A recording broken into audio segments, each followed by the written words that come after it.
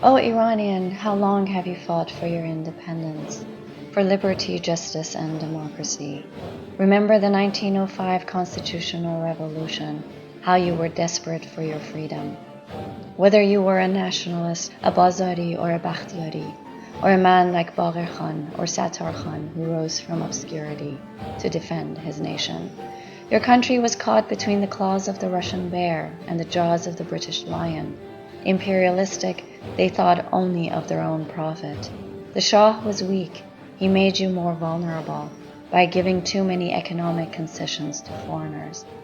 He made modest reforms with the income, a small Cossack brigade, the first railway, a middle class educated in Western ways. But his plans weren't well thought through. The foreign competition devastated Iran. Local businesses lost their livelihood. With the tobacco concession of 1891, you went on strike. The Shah succumbed and annulled the concession, but soon after was assassinated. The next monarch wasn't any better, acquiring new loans to finance his European medical visits, to the detriment of his own people.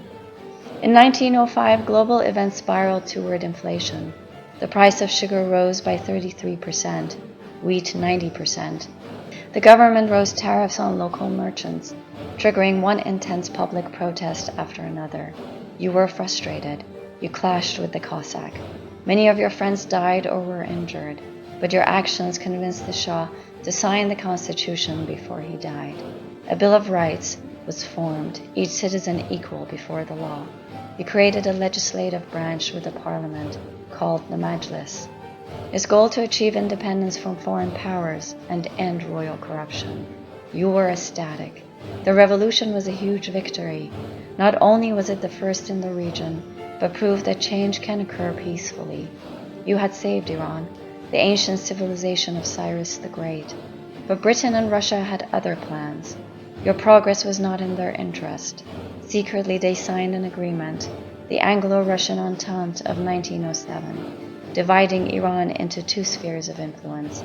You knew then that no matter how predatory these two powers, they were even more dangerous when they united. They demanded that the Shah repudiate the constitution. The Shah turned to the Russian Cossack for help, who let loose a reign of terror in the capital, brutally killing and arresting your friends.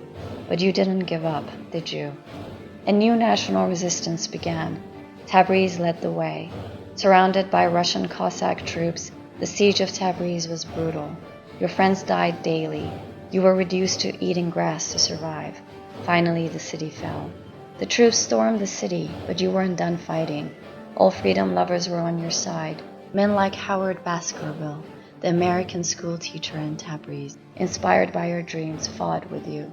His statue now at the Tabriz Museum says, "Young America gave his sacrifice to the young Constitution of Iran." Your defiance grew into a national movement.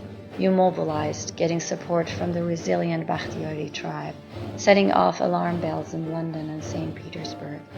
The Russians threatened with occupation, but you were defiant and proud. In June of 1909, you entered Tehran. The Shah fled to Russia, and the Cossacks surrendered.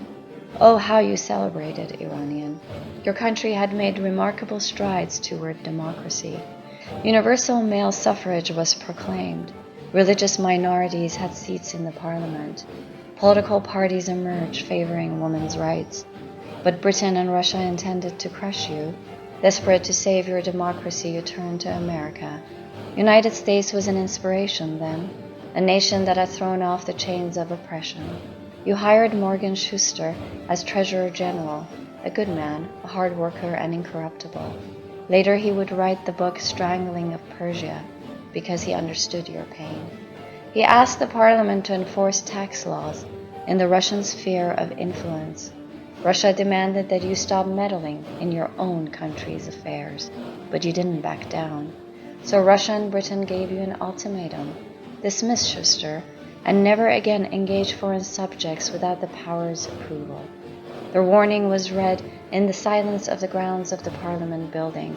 You stood there in deep thought. Deputies, old and young, lawyers, merchants, princes. Finally one rose. "A man of God," he said. "It may be the will of Allah that our liberty be taken from us, but let us not sign them away with our own hands. With courage you cast your own die of fate, staking the safety of yourself and your family, and hurled back into the great bear of the North the answer of a desperate people who were not willing to sacrifice their national dignity. By your defiance you sealed your fate. Russian troops occupied Tehran. They ordered the young Shah to dissolve the parliament and dismiss Schuster. The American would later say that as he was leaving Iran, a realization swept over him, that the hope of a patient Muslim people had been ruthlessly stamped out by the armies of a so-called civilized and Christian nation. Your first experiment with democracy was over in 1911, but its vivid impression never left your psyche, and perhaps Iran's destiny would have been different had she not sat on top of an ocean of oil.